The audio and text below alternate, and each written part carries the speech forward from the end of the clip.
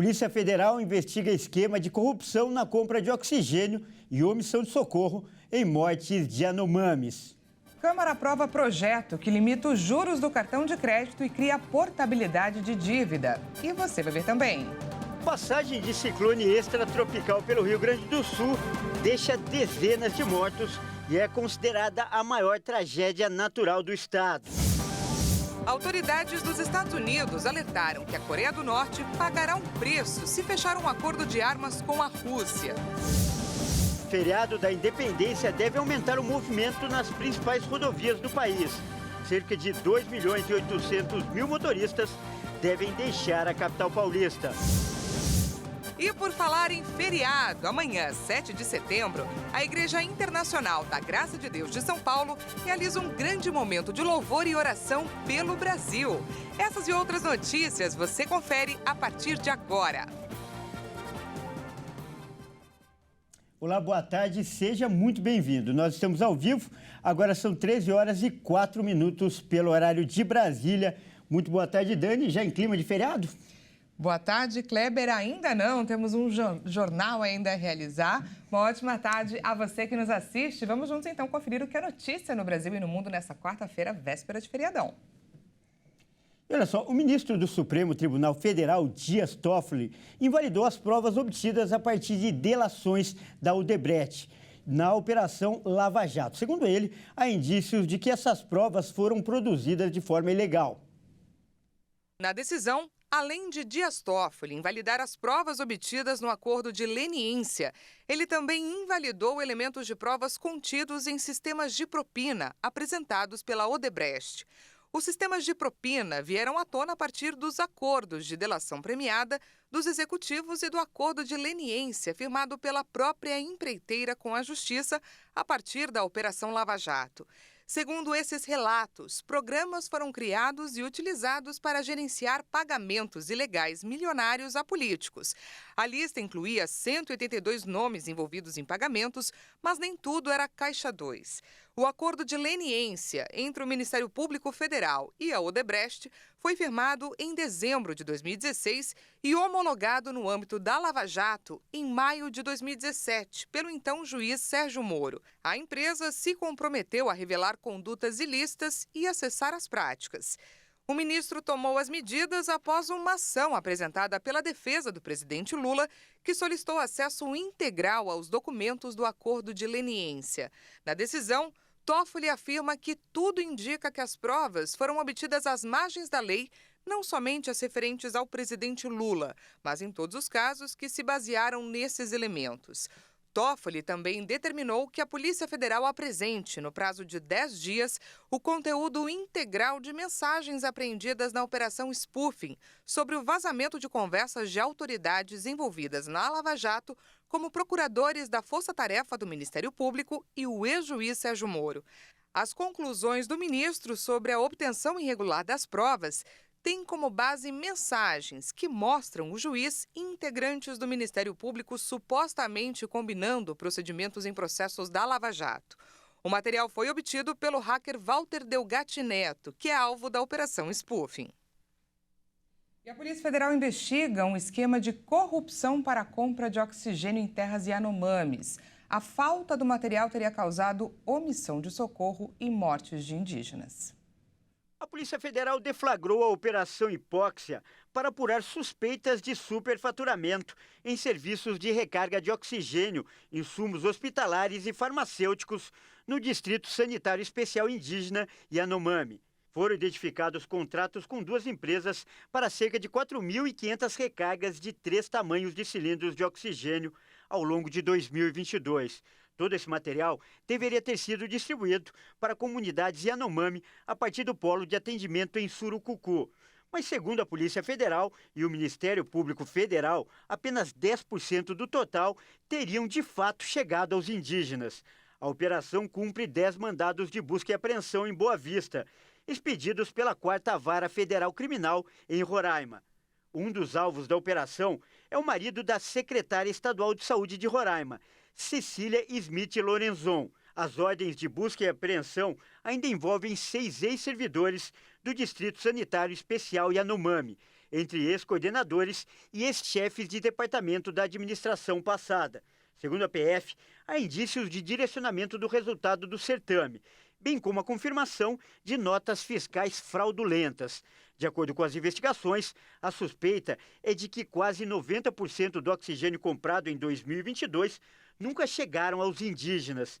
A falta de cilindros de oxigênio na terra Yanomami é apontada como uma das causas de morte no ano passado e no começo deste ano entre indígenas que precisaram de atendimento de urgência por conta da desnutrição e de outras doenças graves. E a Câmara dos Deputados aprovou o projeto que cria um limite para os juros rotativos do cartão de crédito. A proposta, que também regulamenta o programa de renegociação de dívidas, o Desenrola Brasil, ainda deve passar pelo Senado. Os deputados aprovaram o projeto que propõe a criação de um teto aos juros rotativos do cartão de crédito. A proposta estabelece um prazo de 90 dias a partir da publicação da lei para que as emissoras de cartões de crédito apresentem uma proposta de regulamentação a ser aprovada pelo Conselho Monetário Nacional. É nessa proposta de regulamentação que será definido o teto. Se isso não for feito, o total cobrado a título de juros e encargos financeiros não poderá exceder o valor original da dívida. Atualmente, a taxa média anual é de 445,7%. O crédito rotativo do cartão de crédito é acionado quando o cliente não paga integralmente a fatura do cartão. A sobra entra, então, na modalidade conhecida como rotativo. Os juros com taxa média anual acima dos 400% são considerados abusivos por especialistas. Segundo dados do Banco Central, a inadimplência do crédito atinge cerca de 50% das operações. O teto também cria o Programa Emergencial de Renegociação de Dívidas de Pessoas Físicas Inadimplentes, o Desenrola Brasil. O objetivo é renegociar dívidas de natureza privada dos brasileiros inscritos em cadastros de inadimplentes, para reduzir seu endividamento e facilitar a retomada do acesso ao mercado de crédito. O texto também incluiu a possibilidade de microempreendedores individuais, microempresas e empresas de pequeno porte participarem do programa na condição de credores. Além disso, o projeto propõe ainda a possibilidade de portabilidade do saldo devedor de cartão de crédito e de operações parceladas de saldo devedor. O objetivo é estimular a competição e a redução da taxa de juros. Estamos ao vivo, agora são 13 horas e 11 minutos pelo horário de Brasília. E a gente continua nesse assunto porque o cartão de crédito é o grande inimigo do orçamento das famílias brasileiras. Só para a gente ter uma ideia, a última pesquisa divulgada pela CNC, que é a Confederação Nacional do Comércio de Bens e Serviços, mostrou que 85% dos consumidores têm dívidas com o cartão. Em segundo lugar, aparecem os carnês, com 17%, e em terceiro lugar, os empréstimos pessoais, com 9%, ou seja, uma diferença enorme, não é, Kleber? Verdade, Dani. Olha só, essa diferença enorme mostra bem o tamanho do problema. Uma situação que é agravada muitas vezes pelos juros abusivos de algumas operadoras, mas também pela falta de educação financeira do próprio brasileiro. E agora esse projeto que foi aprovado ontem na Câmara dos Deputados surge como uma esperança para mudar essa situação. Por isso, esse é o tema escolhido para a nossa entrevista de hoje.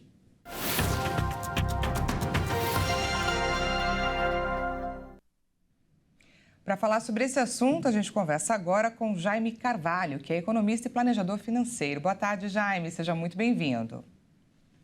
Boa tarde, Dani. Boa tarde, Kleber.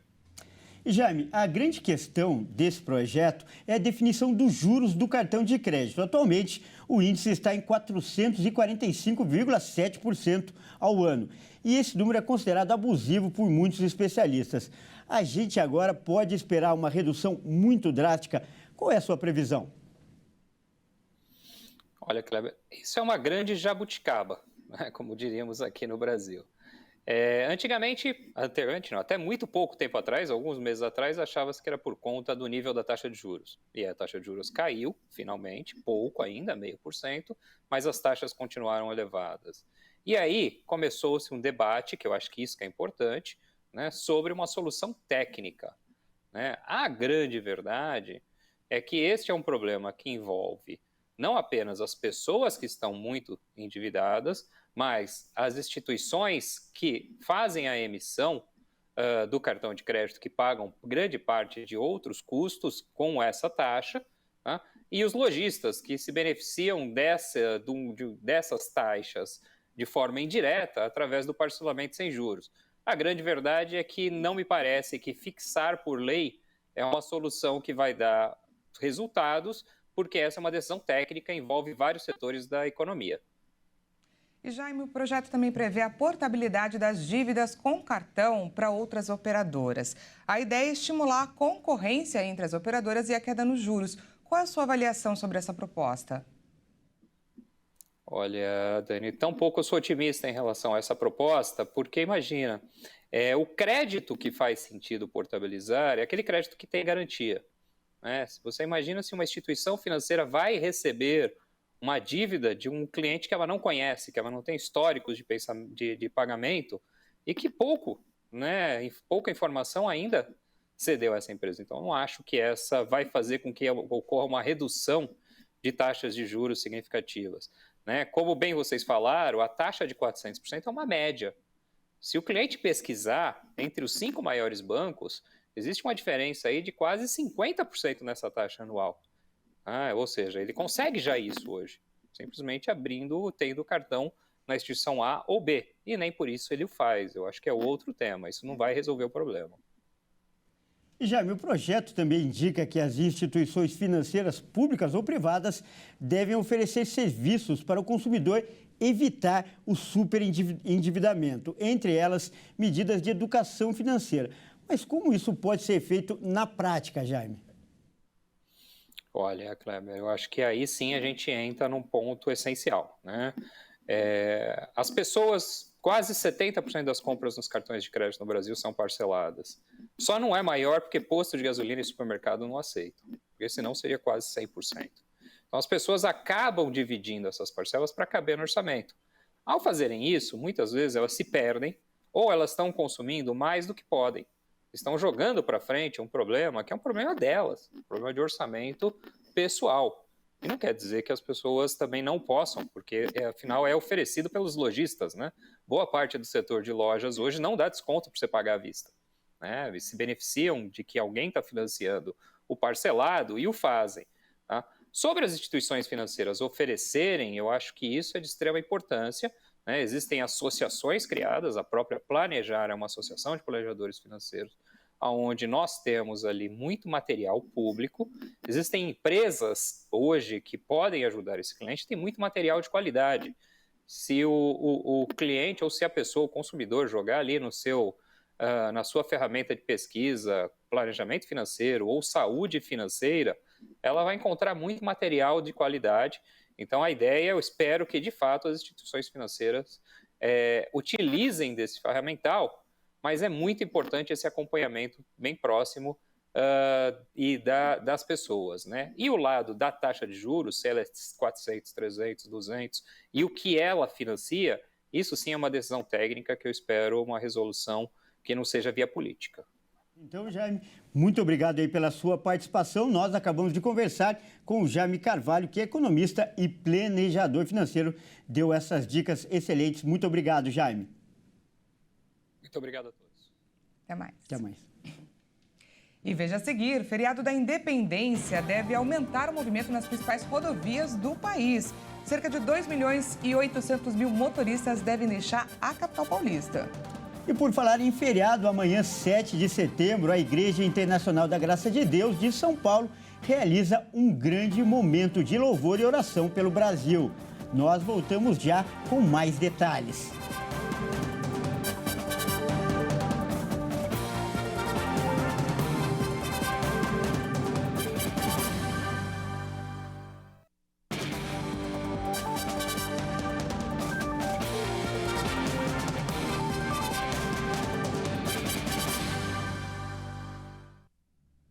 Seja bem-vindo mais uma vez, nós estamos de volta e ao vivo agora 1h18 pelo horário de Brasília. Voltamos com mais notícias dessa quarta-feira para você. E a passagem do ciclone extratropical já causou 31 mortes no Rio Grande do Sul. Esse é o maior desastre natural relacionado às chuvas dos últimos 40 anos. Na pior tragédia natural do estado, o governo confirmou somente hoje mais 10 mortes pelas chuvas, sendo 8 vítimas em Roca Salles, uma em Lajeado e uma em Estrela, todas na região dos Vales, no Rio Grande do Sul. Outros 15 óbitos foram contabilizados apenas no município de Mussum, na região central do estado. De acordo com a Defesa Civil Estadual, o Corpo de Bombeiros encontrou as vítimas ao vistoriar uma casa nesta terça-feira. Outras 6 mortes foram confirmadas entre segunda e terça-feira em cidades do norte, do Rio Grande do Sul e do Vale do Taquari. São mais de 60 cidades afetadas pelas fortes chuvas e ventos na região. Segundo a Defesa Civil, o rio Taquari, em Estrela, marcava 27 metros na terça tarde. Em Mussum, o nível do Taquari passou a cota de inundação. O rio Caí segue em elevação a partir de São Sebastião do Caí, que registra alagamento desde segunda. Em um dos trechos, o rio chegou a marcar 13 metros, ficando acima da cota de inundação. Montenegro também foi atingida pelas cheias. 1.650 pessoas ficaram desabrigadas e quase 3.000 ficaram desalojadas. Em junho, o município de Piratini havia declarado que a passagem de um ciclone extratropical que devastou cidades, sobretudo no litoral norte e na região dos vales, era o pior desastre natural já registrado no estado nos últimos 40 anos. No destaque internacional, o Conselho de Segurança dos Estados Unidos afirmou que as negociações entre a Rússia e a Coreia do Norte para o fornecimento de armas estão avançando ativamente. Os norte-americanos fizeram um alerta e disseram que a Coreia do Norte vai enfrentar as consequências. O governo americano acredita que o líder norte-coreano Kim Jong-un tem a intenção de visitar a Rússia para tratar com o presidente Vladimir Putin da venda de armas para Moscou. O armamento seria para a guerra contra a Ucrânia.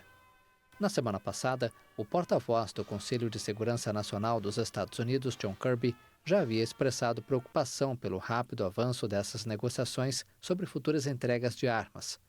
Pyongyang poderia fornecer munição para a artilharia, assim como matérias-primas para a indústria de defesa russa. Segundo o The New York Times, Kim viajará a Vladivostok, na costa leste da Rússia, no final deste mês, em um trem blindado para se reunir com Putin. E até onde essa aliança bélica entre a Rússia e a Coreia do Norte pode chegar?